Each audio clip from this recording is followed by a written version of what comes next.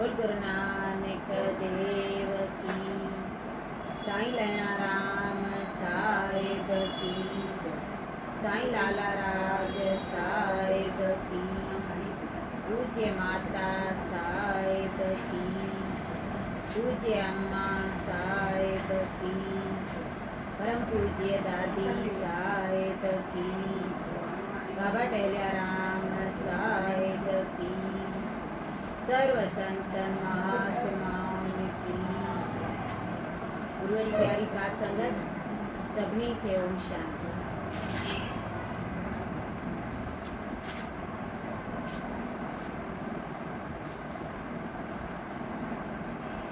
अध्याय 9। भर्थ जो हरण जी जून त्यागे ब्राह्मण जे घर जन्म वठण। श्री सुखदेव चयो त हे राजा परीक्षित, भर्थ हरण जी जून पाए जंगल में फिरण लगो। अगूणे जन्म जे संस्कारन करे अब हाल जानी दिल में पछताए चवण लगो त मूं भगवान जी भक्ति बुलाए जहिड़ी प्रीति हरण जे बच्चे सां कई तहिड़ी कॾहिं पंहिंजे कुटुंब सां बि न कई हुई। उन बच्चे जे मोह में फासी अहिड़ो ख़राब थियुसि जो मनुष्य देही त्यागे हरण जी जूण पातम। इहे ॻाल्हियूं यादि करे कंहिं बि जानवर सां प्रीति न रखंदो हो। तंहिंखां पोइ भर्थ कंहिं बि जीव खे दुखाइण ऐं ताज़ो गाहु खाइण छॾे ॾिनो। सुकल पन खाई परमेश्वर जो भॼन करण लॻो। एतिरी कथा ॿुधाए श्री सुखदेव चयो त हे राजा परीक्षित, मोह खां हर वक़्तु इंसान खे डिॼणु घुरिजे, छो जो ख़बर न आहे त कहिड़े वक़्तु अची घुटे। ॾिसो, हिकिड़े हरण जे बच्चे सां मोह रखण करे हिकिड़े महात्मा जी हीअ हालत थी त ॿिया कहिड़े ॻाणाटे में आहिनि। तंहिंखां पोइ राति ॾींहुं इहो ई सोच कंदो रहियो त कॾहिं मुंहिंजो ही शरीर छुटंदो जो मनुष्य जो शरीर पाए परमेश्वर जो भॼन करे मुक्ति पाईंदुसि। अहिड़ीअ तरह केतिरा ॾींहं गुज़री विया। नेठि हिकिड़े ॾींहुं नंदीअ जे किनारे ते वञी बायई त पार लंघा, पर हू जो सुकलनि पननि खाइण करे डुबरो थी पियो हो, सो पाणीअ जे तेख मां लंघण वक़्तु गंडकी नंदीअ में ॿुॾी मरी वियो ऐं उहो शरीर त्यागे कुरुक्षेत्र में अची अथर्ववेद वाचींदड़ ॿांभण जो पुटु थियो। तॾहिं बि हुनजो नालो भर्थ थियो। जॾहिं वॾो थियो तॾहिं अगूणे जन्म जे संस्कारनि करे संसारी मोह में न फाथो। राति ॾींहुं परमेश्वर जे ध्यान में लिवलीन रहियो ऐं पिता जे चवण ते बि हुनजी दिलि पढ़ण में नथे लॻी। नेठि पिणसि मरण वक़्तु पंहिंजनि ॿियनि पुटनि खे जे वेद पढ़ियल हुआ चयो त हे बच्चा, मूं घणी कोशिशि कई त तव्हांजो भाउ भर्थ कुझु पढ़े, पर हीउ ईअं ई मूर्ख रहिजी वियो। तव्हां हिन खे पाढ़े होशियारु कयो। एतिरो चई हू ब्राह्मण मरी वियो ऐं संदसि पुटनि भर्थ जे पढ़ण वास्ते घणा हीला हलाया, पर हू कुझु बि न पढ़ियो ऐं अहिड़ो सुभाउ रखियनि जो जॾहिं केरु खाराएसि त खाए, पीआरेसि त पीए, न त कुझु बि कमु न करे। राति ॾींहुं परमेश्वर जे ध्यान में मगन रहंदो। तंहिं करे माण्हू हुनखे जड़ भर्थ कोटींदा हुआ। आख़िर भाउरनि लाचार थी हुनजो इहो हाल ॾिसी खांसि पंहिंजो मनु फेराए छॾियो ऐं जॾहिं हिन नथो करे ऐं मुफ़्त वेठो खाए तॾहिं हुनखे पंहिंजे पोख जे संभाल ते विहारे चई छॾियो त पोख जी वेही संभाल कर। पर जड़ भर्थ कुझु संभाल न कई ऐं पंहिंजे आनंद में ई मगन रहियो। उन देश में हिकिड़ो शूद्रनि जो राजा रहंदो।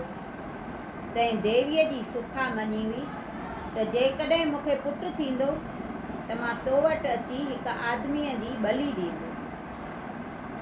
जॾहिं भद्रकालीअ जे कृपा सां हुनखे पुटु थियो तॾहिं हिकिड़ो बालक बलिदान ॾियण लाइ मुल वठी पालियाई। पर जॾहिं हुन छोकिरे बलि चढ़ण जो हाल ॿुधो तॾहिं भॼी वियो ऐं राजा पुरंजन नौकरनि खे चयो त रुपया ॾेई ॿियो कोई आदमी बलि ॾियण वास्ते ॻोल्हे वठी अचे। सो नौकर ॻोल्हींदा ॻोल्हींदा राति जे वक़्तु उन पोख ते अची पहुता ऐं उते जड़ बर्थ खे थुल्हो मतारो ऐं मूर्ख ॼाणी बलिदान ॾियण वास्ते रसी गले में विझी वठी आया। राजा जड़ बर्थ खे मतारो जुआन ॾिसी ख़ुशि थी चवण लॻो त भद्रकाली हिन जो बलिदान वठी ॾाढी ख़ुशि थींदी। पोइ राजा जे मूर्खनि ब्राह्मणनि जिन वेद ऐं शास्त्र जो कुझु बि हाल न थे ॼातो त ब्राह्मण खे बलिदान चाढ़णु पाप आहे ऐं राजा खे बि न इहे ॻाल्हि जो पतो कोन हो। सो जड़ बर्थ जी हजामत ठहिराए तेल फुलेल मखे स्नान कराए बलिदान ॾियण वास्ते नवां कपिड़ा ऐं ज़ेवर पहिराए तमामु सुठो भोजन खारायो। जड़ बर्थ ख़ुशि थी दिलि में चवण लॻो त जॾहिं खां मुंहिंजा माता ऐं पिता मुआ आहिनि अॼु ताईं मूंखे कंहिं बि अहिड़ो भोजन न खारायो आहे। तंहिंखां पोइ जड़ बर्थ जे गले में ऊंधो गुलनि जो हार विझी हुनखे भद्रकालीअ जे आस्थान ते वठी आया, जिते ब्राह्मणनि राजा जे हथ में उघाड़ी तरार ॾेई चयो त हाणे हिनखे मार। अञा राजा तरार हणण लाइ हथ हलायो त जड़ बर्थ ई वीचार करे पंहिंजो सिर हुन जे साम्हूं निवायो त पूरियुनि ऐं मिठाई खाइण वक़्तु मूं पंहिंजो वात पटियो थे त हाणे तरार लॻण वक़्तु बि सिर न। पर भद्रकालीअ हुनखे सिर निवाईंदो ॾिसी वीचार कयो त हिकिड़े हरिभगत ब्राह्मण जे बलि चढ़ण करे ब्रह्म हत्या जो पाप लॻंदो ऐं श्री नारायण बि सजा ॾींदो। तंहिं करे हिन जी रक्षा करणु घुरिजे। इहो ख़्यालु करे भद्रकाली ॾाढे क्रोध में अची तरार ऐं खपर हथ में खणी अहिड़ो भयानक आवाज़ कयो जो ॿुधी राजा पंहिंजे गुरुअ समेत ॿोड़ो थी पियो ऐं बेहोश थी वियो। तरार हथ मां किरी परे वञी पई। तॾहिं भद्रकालीअ हुन तरार सां राजा ऐं संदसि गुरुअ ॿिन्ही जा सिर काटे वरिता ऐं उहे खेनूअ वांगुरु उछलाए हिन इरादे सां नचण लॻी त जड़ बर्थ मूं ते कृपा जे दृष्टिअ सां ॾिसे त मुंहिंजो भलो थिए। पर जॾहिं भद्रकालीअ जे नचण ते बि जड़ बर्थ अॻे वांगुरु सिर निवाए बीठो रहियो तॾहिं भद्रकाली हुन जी उस्तति करे चवण लॻी त हे ब्रह्मदेव, कृपा करे मुंहिंजो अपराध क्षम्या करियो, छो त जॾहिं कंहिंजो भगत ॿिए जो अपराध कंदो आहे तॾहिं उन जे मालिक जो नालो बदनाम थींदो आहे। सो ईअं न सम्झो त ही राजा भद्रकालीअ जो भगत हो, पर ही मुंहिंजो वॾो दुश्मन हो जंहिं तव्हां जहिड़े महापुरुष खे मारणु घुरियो थे। राज ऐं धन जे नशे में अंधो थी हुन तव्हांखे न सुञातो। जड़ भर्थ मुश्की चयो त हे माता, आत्मा जो कॾहिं बि नास नथो थिए। मां पंहिंजे सिर वढजण खां न थे ड्रिनुसि, पर मूंखे इहो अरमान आहे त तुंहिंजो भगत इन ये पाप जे करे नर्क भोॻींदो। ईअं चई जड़ बर्थ उतां हलियो वियो ऐं एतिरी कथा ॿुधाए श्री सुखदेव चयो त हे राजा, तूं वीचार करे ॾिस, पंहिंजो मन हरि भॼन में लॻाए थो, तंहिंखे को बि दुखाए नथो सघे। अध्याय 9। राजा रघुगण जो हथ खे पकड़े पंहिंजे पालकीअ में लॻाइण। श्री सुखदेव चयो त हे राजा, ॿियो हाल जड़ भरत जो ॿुध त हिकिड़े दफ़े राजा रघुगण सिंधु सुबीर नाले पंहिंजे नंगर मां पालकीअ ते चढ़ी कपल मुनीअ वटि ज्ञान सिखण ते वियो त वाट ते संदसि हिकिड़ो कहार बीमार थी पियो। इत्तफाक सां जड़ भरत बि भक्तीअ में लय थी वेठो, तंहिंखे ॿियनि कहारनि थुलो मतारो ॾिसी पकड़े आणे पालकीअ में लॻायो। जड़ भरत ख़ुशीअ सां राजा जी पालकी खणी हलियो पियो वियो ऐं अपमान जो कुझु बि सोच न थे कयनि, पर पृथ्वीअ खे ॾिसंदो माकोड़ियुनि आदि जीवन खे दॿजण खां बचाईंदो पियो वियो। इन्हीअ करे जॾहिं केतिराई दफ़ा पालकी लुॾी, तॾहिं राजा क्रोध करे कहारनि खे चयो त तव्हीं पालकी छो था लोॾियो। कहारनि चयो त महाराज, असांजो कसूर न आहे, ही नओं कहार पालकीअ खे लोॾे रहियो आहे। एतिरो ॿुधी राजा जड़ भरत खे चयो त हे कहार, तूं अहिड़ो थुलो मतारो थो ॾिसजी, सो अञा थोरे पंध में ई थकिजी पियो आहीं। पंहिंजे प्राणनि जो डपु न रखी मरण जी इच्छा थो रखी। ये ॻाल्हि ॿुधी जड़ भरत को बि जवाब राजा खे न ॾिनो ऐं पंहिंजे मन में सोचण लॻो त हिन शरीर खे कर्म अनुसार दुख सुख मिलंदो आहे, पर आत्मा इन्हनि खां न्यारो ऐं निर्लेप। जॾहिं जड़ भरत को जवाब न ॾिनो, तॾहिं राजा वरी क्रोध करे चयुसि त हे कहार, तूं मुंहिंजे ॻाल्हि जो जवाब छो नथो ॾीं। हीअ ॻाल्हि ॿुधी जड़ भरत वीचार कयो त राजा पाण खे वॾो ज्ञानी थो सम्झे, तंहिं करे हिन जो अपमान टोड़णु घुरिजे। तंहिं करे खिली चवण लॻुसि त हे राजा, तव्हां चयो त तूं थोरे पंध में ई थकिजी पियो आहीं। इहो कुदरत जो कानून आहे त जो आदमी निकमो रहंदो आहे उहो दुख पाए ज़रूरु मांदो थींदो आहे, छो त उहो अहिड़ो कर्म नथो करे जंहिं करे हुन जो जनम मरण छुटी वञे। ऐं तव्हां ही बि चयो त तूं थुलो मतारो थो ॾिसजी, सो हे राजा, चेतन हमेशा हिकु रस आहे, न थुलो न डुबरो थींदो आहे। जेकॾहिं हुनखे डुबरो चइजे त हू अहिड़ो बारीक आहे जो कंहिंखे ॾिसण में बि नथो अचे, ऐं जे हुनखे थुलो सम्झजे त संदसि विराट रूप में सॼो संसार ऐं 14 लोक समायल आहिनि।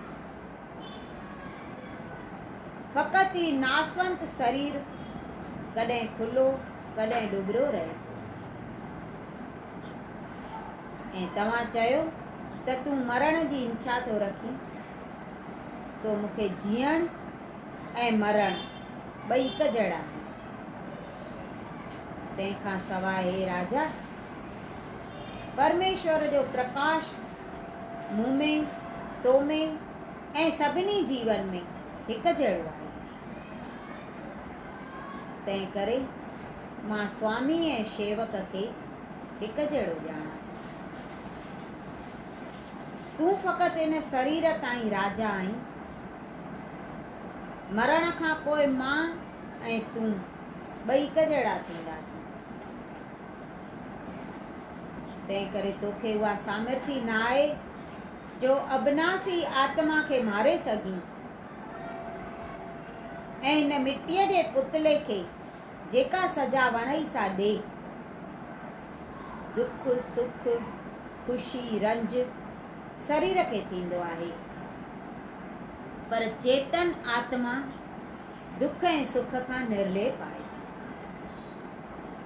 हीअ ॻाल्हि ॿुधी राजा खे हिकदमि ज्ञान प्राप्त थियो ऐं पालकीअ मां लही जड़ भर्थ खे दंडवत करे चवण लॻो त हे महाराज, मूं संसार जे महाजार में फाथल रहण करे तव्हांखे न सुञातो। हाणे कृपा करे ॿुधायो त तव्हां केरु आहियो जो अवधूतन वांगुरु पंहिंजो वेश बदिले घुमंदा था वठो। तव्हां अॼु मूंखे ज्ञान ॾेई भवसागर पार उतारियो आहे। मां श्री महादेव जे त्रिशूल, जमराजा, चंद्रमा, सूरज ऐं अग्नि आदि कंहिं देवता खां एतिरो नथो ड्रिजां जेतिरो ब्राह्मण जे शराप खां ड्रिजंदो आहियां। कृपा करे मुंहिंजो अपराध क्षम्या करो। एतिरो ॿुधी जड़ भर्थ चयो त हे राजा, ही जीव कर्मनि अनुसार कॾहिं देवता, कॾहिं आदमी, कॾहिं राजा, कॾहिं भिखारी थिए थो। इहा हालत हिन शरीर सां थिए थी। आत्मा सभिनी खां अलॻि आहे। तंहिंखां पोइ जड़ भर्थ पंहिंजे अॻूणे जन्म जो सारो हाल राजा रघुगण खे चई ॿुधायो। अध्याय 11 जड़ भर्थ जो रघुगण खे उपदेश करणु। जड़ भर्थ चयो त हे राजा, ही मनुष्य ॾाढो अज्ञानी आहे जो स्त्री पुट ऐं कूड़ो कुटुंब परिवार जा दुर्वचन कननि सां ॿुधी बि उन्हनि खां चित्त खे नथो हटाए, बल्कि कूड़ कपट सां कमाए बि उन्हनि खे पाले। 6 चोर या ठग जे 8 पैर मनुष्य सां रही अहिड़ीअ तरह संदसि चङा कम चोराइनि था, जीअं वाट में दाड़ेल ऐं रहिजन कंहिं शाहूकार जे पुठियां लॻी वज वठी उनखे फुरींदा आहिनि, या कुआ घर में रही खाधे पीते मिलण ते बि कपिड़ा टुके जान कंदा आहिनि। पर जंहिंजे घर में कुआ न हूंदा आहिनि तंहिंजी शइ ख़राब न थींदी आहे। उन्हनि 6 चोरनि मां हिकिड़ो चोर मन खे ॼाण, जंहिंजे चंचलता करे आदमी बुरा कर्म करे ख़राब थींदो आहे। ऐं ॿिया 5 चोर काम, क्रोध, लोभ, मोह ऐं अहंकार आहिनि, जिन जे वस थी बुरनि कर्मनि करण सां जीव जो धर्म हलियो थो वञे। तंहिं करे मनुष्य खे घुर्जे त इन्हनि 6 चोरनि खे पंहिंजे वस रखे, पर पाण उन्हनि जे वस न थिए। जॾहिं जड़ भर्थ इहो उपदेश राजा रघुगण खे ॿुधायो, तॾहिं राजा हुनखे नमस्कार कयो। अध्याय 12 राजा रघुगण जो मानुषा देय जी उस्तति करणु। राजा रघुगण जड़ भर्थ जो ध्यान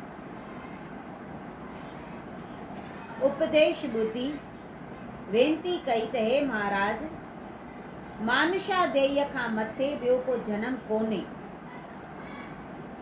जंहिंमें तो जहिड़े महात्मा जो दर्शन मिलियो आहे। मानुष्य जो जन्म देवताउनि खां बि उत्तम समझणु घुर्जे। जे देवता परमेश्वर जो तप करे त मुक्तिअ खां वधीक मनोरथ खेसि नथो मिली सघे। पर मनुष्य जंहिं मतिलब लाइ हरि भॼन करे सोई फल खेसि मिले थो। इन ई करे मां मानुषा देईअ खे देवताउनि जे मन खां बि उत्तम ॼाणी नमस्कार थो करियां। जड़ भरत एतिरो ॿुधी चयो त हे राजा, इहा सभु ॻाल्हि जा मूं तोखे ॿुधाई, तंहिंजो मतिलबु तो सम्झियो या न? राजा चयो त हे महाराज, मां संसारी जीव महामूर्ख ऐं अज्ञानी आहियां, तंहिं करे दया पाले विस्तार सां मूंखे खोले ॿुधायो त पोइ मां सम्झी सघंदुसि। हीअ ॻाल्हि ॿुधी जड़ भरत खिली चयो त हे राजा, हीअ ॻाल्हि मुश्किल आहे, छो त इहो ज्ञान, यज्ञ, पूजा, तप करण ऐं संसार खां अलॻि थियण, वनवास भोगण, 5 अग्नियूं तापण, जल में विहण ऐं दान ॾियण सां नथो मिले। हे राजा, कर्मनि करण करे त उटलंदो मनुष्य खे अहंकार जाॻंदो आहे त मूं अहिड़ा चङा कर्म कया आहिनि। अहिड़ीअ तरह अहंकार शुभ कर्म ऐं जेसिताईं जीव अहंकार छॾे महात्माउनि जे चरणनि जी धूड़ पंहिंजे मस्तक खे नथो लॻाए, तेसिताईं उहो ज्ञान खेसि नथो मिले ऐं महात्मा जो दर्शन बि ॾाढो दुर्लभ आहे। हे रघुगण, तूं सम्झंदो हूंदे त मां राजा आहियां, सो मां बि अॻिले जन्म में भरत नाले 7 दीपनि जो राजा हुउसि, पर राज करण में पंहिंजो भलो न सम्झी राजगदी छॾे वनवास में वञी श्री नारायण जी शरण वरिती ऐं भक्ति करण लॻुसि। पर तोखे जो पंहिंजे राजगदीअ जो अभिमान आहे, तंहिं करे ॿिए जीव ते दया नथी अचई, छो त जेको प्रकाश तुंहिंजे अंदर में वसी रहियो आहे सो कहारनि जे शरीर में बि सम्झणु घुरिजे। ज्ञान दृष्टिअ मुजब परमेश्वर जा सभु जीव तो जहिड़ा ई आहिनि, सो तूं पंहिंजे शरीर खे सुख ॾियण जे वास्ते कहारनि खे दुख थो ॾीं। तोखे ईअं करणु न खपे। इहो ज्ञान ॿुधी राजा रघुगण जड़ भरत खे हथ जोड़े चवण लॻो त हे महाराज, मां ब्राह्मण जे शराप खां ॾाढो ड्रिजंदो आहियां, मतां ईअं न थिए त तव्हीं क्रोध करे मूंखे को पारातो ॾेई छॾियो। अध्याय 13। जड़ भरत जो राजा रघुगण खे हिकिड़े शाहूकार जी कथा ॿुधाई। राजा रघुगण जी इहा ॻाल्हि ॿुधी जड़ भरत चयो त हे राजा, तूं अजायो ड्रिज न, मां तोखे पारातो न ॾींदुसि। ज्ञानी ऐं महात्माऊं संसारी सुख कूड़ो सम्झी हिन शरीर सां नातो नथा रखनि। परमात्मा हिन शरीर खां अहिड़ीअ तरह न्यारो आहे जीअं पखी वण ते वेठो हुजे ऐं हुन वण जे वढजण जो पखीअ खे दुख न थिए, पर जेकॾहिं पखी हुन वण खे पंहिंजो सम्झी बेफ़ाइदो रोए त हुनजो सोच करणु अजायो आहे। जेकॾहिं को शरीर खे पंहिंजो ॼाणी संसारी सुखनि में मन लॻाए थो, तंहिंखे सवाइ दुख जे ॿियो कुझु नथो मिले। पर जॾहिं इहो शरीर पंहिंजे परमेश्वर जे ध्यान में लॻाए थो, तॾहिं सुख जी प्राप्ति थिए थी। परमेश्वर जे भक्तिअ करण करे हृदय रूपी कमल में ज्ञान जो ॾीओ रोशन थो थिए, जंहिं करे काम ऐं क्रोध जो अंधारो हुन जे अंदर मां मिटिजी थो वञे। इहो उपदेश ॿुधी राजा रघुगण हथ जोड़े चयो त हे महाराज, मूं हाणे तव्हांखे सुञातो त तव्हां ब्राह्मण आहियो। जीअं अमृत पीअण करे बीमार जो रोग नाश थी वञे थो, तीअं जेके संसारी मनुख माया जे मोह में बीमार थियल आहिनि, तिन खे पंहिंजो दर्शन ॾेई करतारत करियो था ऐं मूं ते बि कृपा कई अथव। एतिरो ॿुधी जड़ भरत चयो त हे राजा, मां तोखे हिकिड़ो इतिहास ॿुधायां थो, जंहिंजे ॿुधण करे तूं भव सागर पार लंघे वेंदे। ध्यान सां ॿुध। हिकिड़ो शाहूकार घणेई जिन्सूं साण खणी कंहिं ॾेसावर ते निकितो, पर कंजूस हो, तंहिं करे माल जे संभाल वास्ते को नौकर पाण सां न खयाईं। घणो माल ॾिसी वाट में 6 चोर अची गॾियसि, जिन जा ॿिया बि घणा हिमायती पुठियां पे आया। इत्तेफ़ाक सां उन शाहूकार रस्तो भुलिजी हिकिड़े अहिड़े जंगल में पेर पातो जिते कोहनि ताईं बस्ती कान हुई। उते जंगल में शींहनि, रिछनि, वणनि, नंदियुनि ऐं नालनि हुअण सबबा खेसि अॻिते हलणु मुश्किल थियो।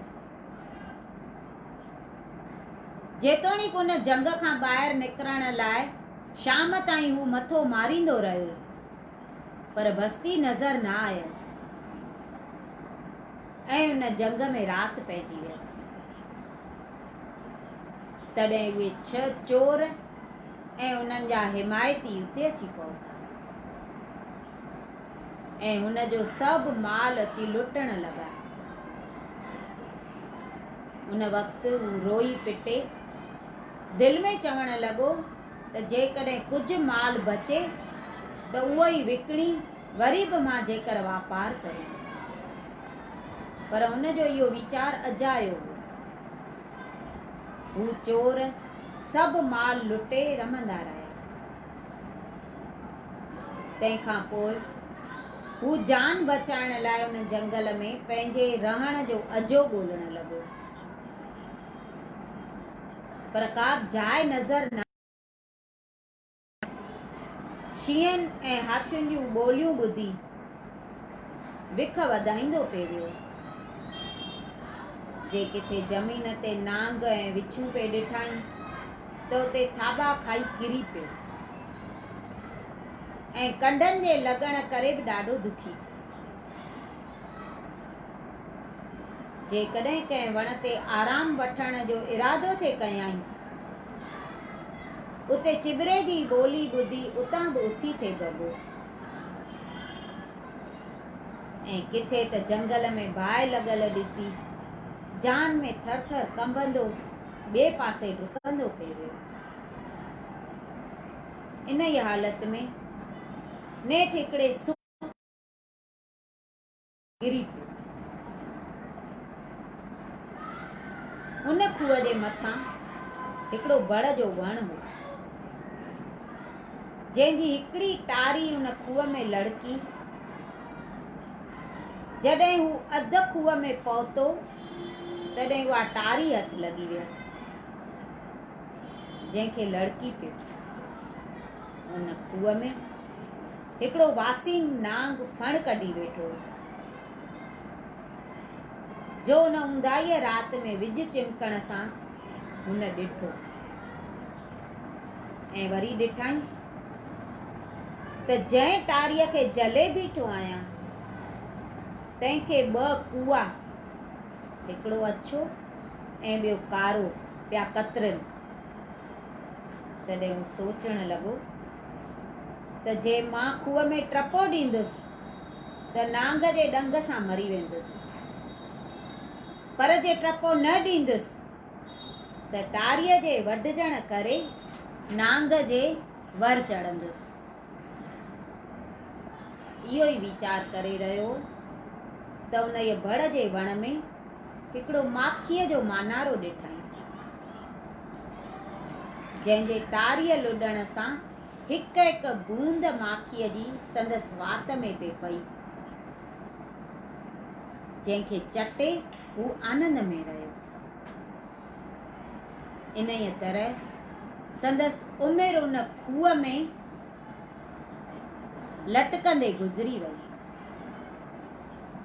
पोइ जॾहिं समो पाए हिकिड़े ॾींहुं उन्हनि ॿिन्ही खूहनि उहा टारी वढे पूरी कई, तॾहिं हू सौदागर उन खूह में किरी नेठि नांग ॾंगजण जे करे मरी वियो। इहा कथा ॿुधी राजा रघुगण जड़ भरत खे चयो त महाराज, मूंखे हुन शाहूकार जो अजब थो लॻे त हू माखीअ जे हिकु बूंद जे मेठाज में ख़ुशि गुज़ारण लॻो, टारी जले मथे चढ़ी छो न थे आयो। एतिरो ॿुधी जड़ भरत चयो त राजा, तुंहिंजो तोड़े सभिनी संसारी माण्हुनि जो इहो साॻियो ई हाल आहे, जे घणा कूड़ पाप करे पंहिंजो कुटुंब पालन, परमात्मा जे ॾिने ते राज़ी न रही लालच कंदा था रहनि, पंहिंजे पालन करण ऐं पैदा करण वारे प्रभुअ खे ॿ घड़ियूं बि यादि करे नथा सघनि। वरी जॾहिं को इन्हनि खे हरि भजन करण लाइ चवंदो आहे त असांखे पंहिंजे छुट्टी नथी मिले।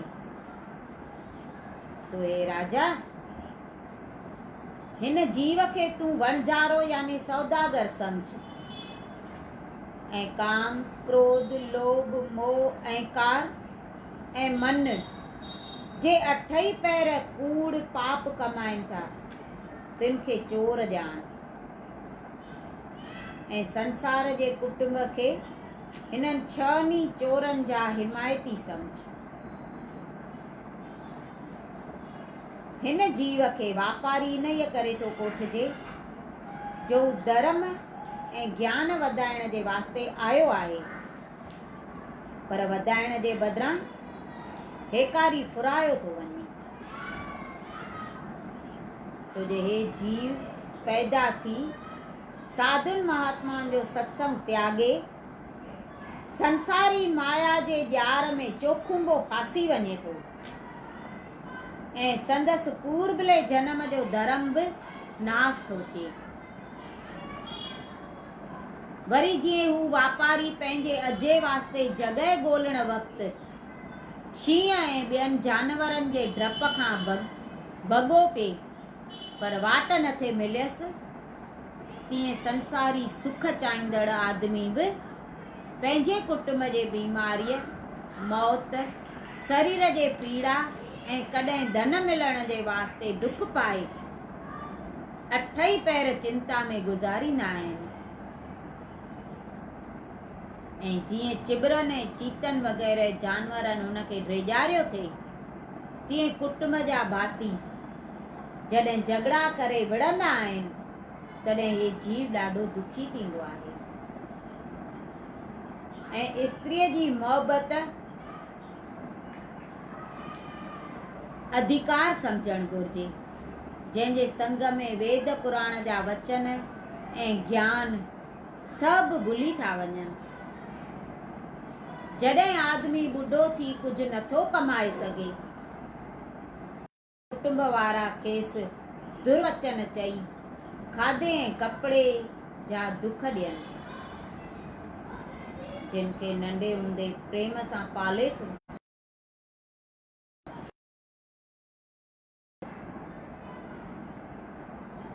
तंहिंखां सवाइ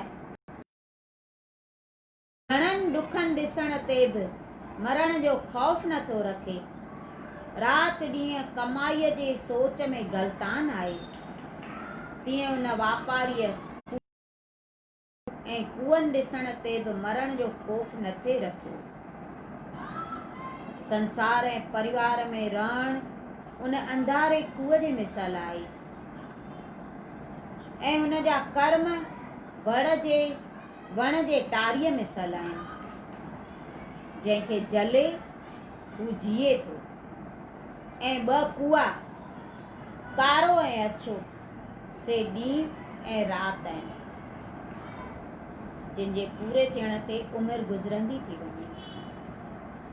ऐं उन वणज़ारे खूह में जेको नांग ॾिठो तंहिंखे काल सम्झ। ऐं जीअं हू वापारी माखीअ जी बूंद चटण ते परची वियो हो, तीअं अज्ञानी माण्हू ॿुढापण में दुखनि ॾिसण ते बि पंहिंजे कुटुंब में रही ख़ुशि था थियनि ऐं इन संसार खे उहो दुखदायक बन ॼाण जंहिंमें सभिनी जीवन जी मिटी ख़राब थी थिए। ऐं जीअं तूं संसार जे माया में अटकियो पियो आहीं, तीअं हू वापारी बि स्त्रीअ ऐं औलाद जे मोह में फासी ख़राब थियो। हे राजा, जेको वेद ऐं शास्त्र जे आज्ञा मुजब हले थो सो सदाईं सुखी थो गुज़ारे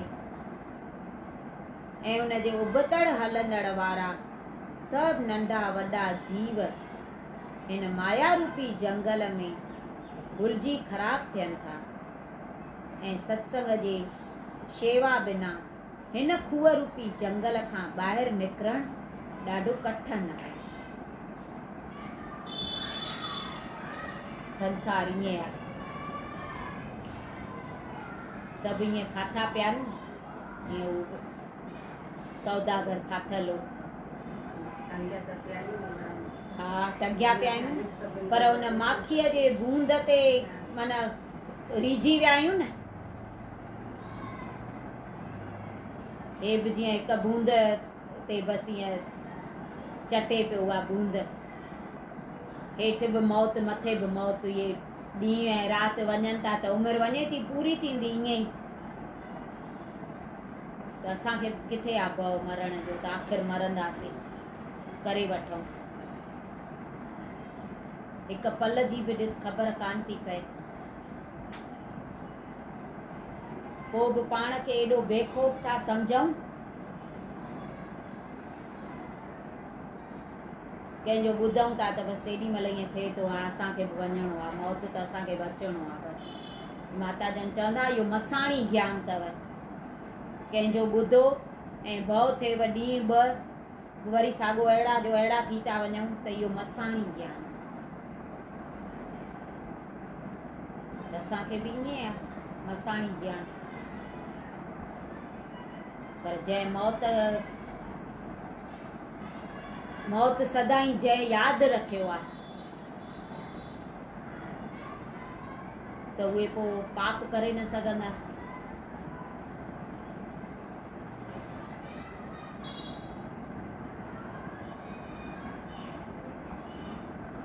हिकिड़ो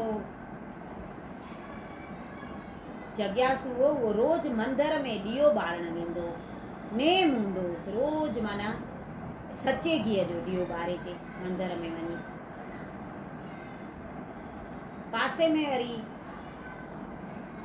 ॿियो हिकिड़ो ग़रीब रहंदो, उनखे वीचारे खे एॾो हो कोन जो सचे घीअ जो ॾीओ ॿारे सघे। हू तेल जो ॾीओ ॿारे ऐं पंहिंजे दर जे ॿाहिरि घिटीअ में रखी ईंदो। उन्हनि जी सॼी बस्ती ग़रीबनि जी हूंदी, लाइटूं वाइटूं कंहिंजे घर में हूंदियूं कोन हुयूं,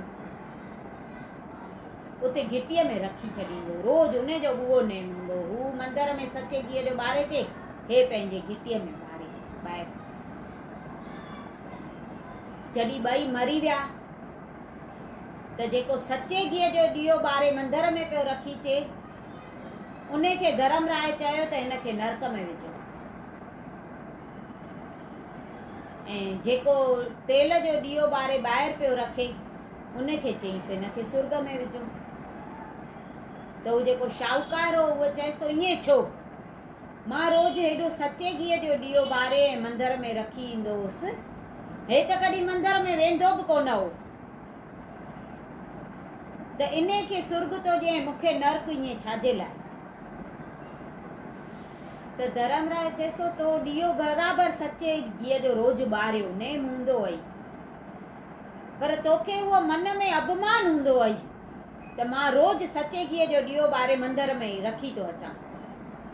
मंदर में ॾीए जी घुर्ज कान्हे, हुते त चओ तरफ़ रोशनी रोशनी आहे,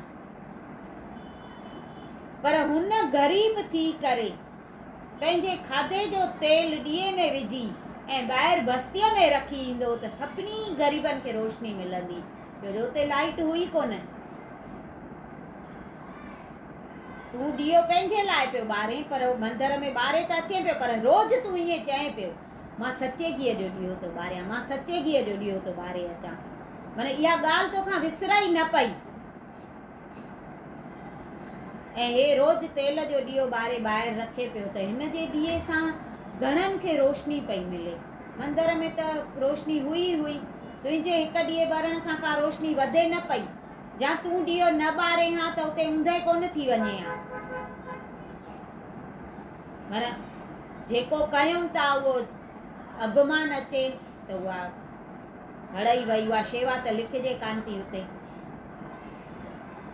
ऐं हू ग़रीब थी करे पंहिंजे खाधे मां तेल बचाए ऐं ॾीओ ॿारे पियो, त उहो ॿियनि जे लाइ पियो ॿारे, भई कंहिंखे बि एंजाई न थिए, छो जो लाइट आहे कान सेरीअ में, त ॿियनि जे सुख लाइ पियो करे न, जेसि तॾहिं इन खे सुर्ग था ॾियूं, हू सुर्ग जे लाइक़ु कान्हे।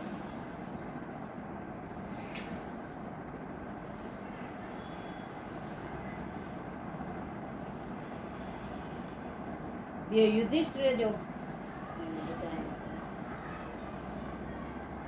युधिष्ठिर भक्ति करण जॾहिं 12 साल बनवास में विया न पांडव, 12 साल बनवास ऐं 1 साल अज्ञातवास जॾहिं मिलियो, त बनवास में जॾहिं हुआ त उते बि हिन भक्ति कोन छॾी युधिष्ठिर। त हिकिड़े ॾींहुं ध्यान में वेठो त द्रौपदी थी चएसि त तूं जो रोज भॻवान जो ध्यान तो धरे, हेॾी भक्ति तो करे, त तूं भॻवान खे ईअं छो नथो चए त असांजा दुख काटे छॾे। असांखे 12 साल बनवास 1 साल अज्ञातवास करणो आहे, त तूं भॻवान खे ईअं त चओ न त असांजा हे दुख तंहिंखां काटे छॾे, त असां सुख सां पंहिंजे घर हली रहूं। त युधिष्ठिर तो चएसि त मां भॻवान खां घुरण जे करे भक्ति कोन कंदो आहियां, मां पंहिंजे मन जे आनंद लाइ भक्ति कंदो आहियां, त मूंखे अंदरि आनंद मिले, मुंहिंजे मन खे अंदरि शांती मिले, इन लाइ मां भक्ति कंदो आहियां। ईअं कोन्हे त मां भक्ति तो कयां त मां भॻवान खां घुरां। पाण केॾे घुमण हलंदा आहियूं, पोइ सुठी सीनरी ॾिसंदा आहियूं, पहाड़ हूंदा आहिनि, किथे झरणा वहंदा आहिनि, किथे हिल स्टेशन हूंदी आहे, पोइ ॾिसण में केॾो मज़ो ईंदो आहे, पोइ न्यारींदा आहियूं न, ऐं ॾिस त हुते केॾो मस्तु ॾिसण में थो अचे, पोइ उन्हनि खां कुझु घुरंदा आहियूं छा। युधिष्ठिर द्रौपदीअ खे थो चए त कंहिं शइ मां जो तोखे आनंद ईंदो अथई त तूं उन खां घुरंदी आहे छा। ख़ाली ॾिसंदा आहिनि, भई ॾिसण सां मूंखे आनंद थो अचे, त हे मूंखे भक्ति करण सां उहो अंदरियों आनंद थो मिले, मां इन करे भक्ति कंदो आहियां, भॻवान खां घुरण जे करे मां भक्ति कॾहिं न कई।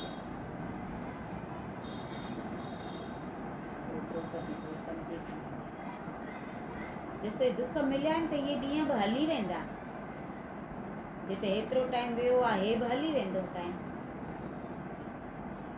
न सुख सदाईं रहंदो न दुख सदाईं रहंदो।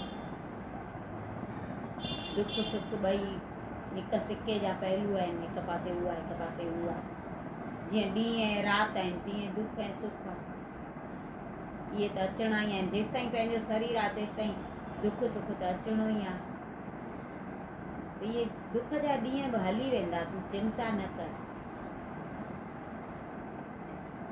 असांखे केॾी महिल तुर जो दुख अचे थो त मन खे तेॾी महिल सम्झायूं त मन इहो बि हली वेंदो, कटिजी वेंदा ॾींहं, हेॾी ज़िंदगी कटिजी थी वञे, बाक़ी इहे ॾींहं न कटिजंदा। माना भई दुख अचे त घबरायूं न, ऐं सुख अचे त वरी कुंडजूं न।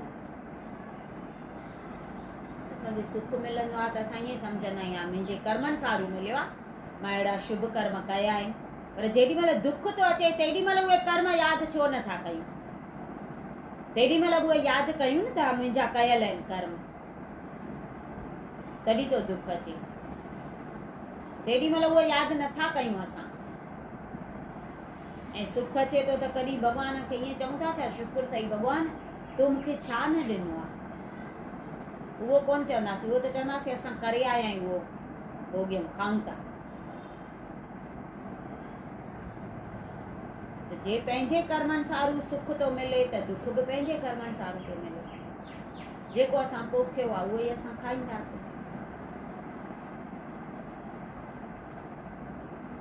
इहो सम्झी छॾियो, कर्म प्रधान, कर्म संभाले करो। बोल सतगुरु देव भगवान की जय।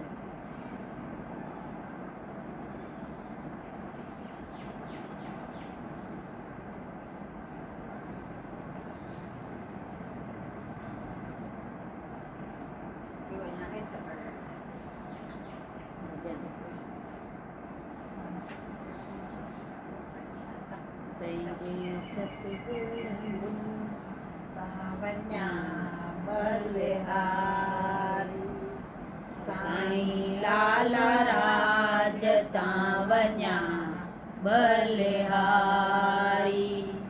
सफली कई जिने, सफली कई जिने जिंदगी सारी। पंहिंजे सतगुरनि तावन्या बलिहारी।